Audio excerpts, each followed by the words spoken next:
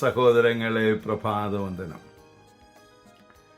ഇന്നത്തെ സുവിശേഷത്തിലെ ഈശോ ശിഷ്യന്മാർക്ക് വേണ്ടി പ്രാർത്ഥിക്കുകയാണ്. നമ്മൾ നമ്മുടെ ബുദ്ധിമുട്ടുകൾ വരുമ്പോൾ സഹോദരങ്ങളോട് പ്രാർത്ഥനാ സഹായം ചോദിക്കാറുണ്ട്. അവർ പ്രാർത്ഥിക്കുമെന്നൊന്നും ഒരു ഉറപ്പൊന്നുമില്ല, ഇല്ലേ? പ്രാർത്ഥിക്കുമോ എന്ന് നമ്മൾ പറയാനേ പറ്റുള്ളൂ.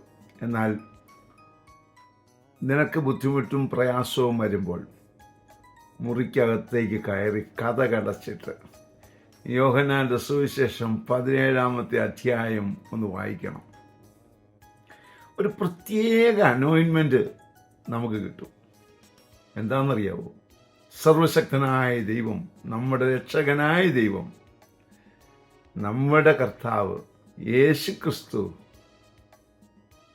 അവൻ നമുക്ക് വേണ്ടി പിതാവിനോട് പ്രാർത്ഥിക്കുകയാണ്.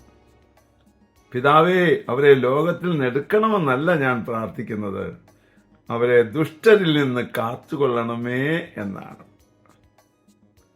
എത്ര മനോഹരമായ പ്രാർത്ഥനയാണ് ഈശോ പ്രാർത്ഥിക്കുന്നത്. ആ പ്രാർത്ഥനയുടെ അനുഭവം സ്വന്തമാക്കാൻ ആവശ്യമായ കൃപയ്ക്കു വേണ്ടി പ്രാർത്ഥിക്കാം. പരിശുദ്ധ അമ്മയെ സഹായിക്കണേ. വിശുദ്ധ ഔസേപ്പ് പിതാവേ, ഞങ്ങൾക്ക് വേണ്ടി പ്രാർത്ഥിക്കണേ. പരിശുദ്ധാത്മാവേ, എഴുന്നള്ളി വരണേ. പരിശുദ്ധ പരമ ദിവ്യകാരുണ്യത്തിന് എന്നേരവും ആരാധനയും സ്തുതിയും പുകഴ്ചയും ഉണ്ടായിരിക്കട്ടെ. ആമേൻ.